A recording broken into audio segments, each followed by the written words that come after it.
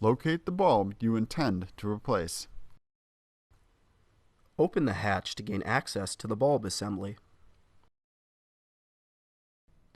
Remove the panel by prying it down. The steps needed to access the other side are the same as this side.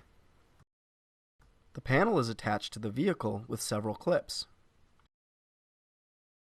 Remove the bulb assembly by twisting it counterclockwise.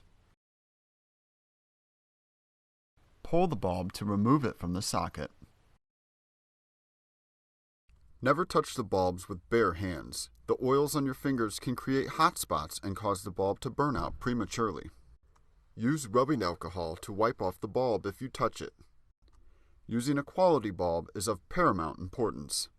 With over 100 years of lighting expertise, Sylvania offers lights with quality components, longer life, and optimal performance.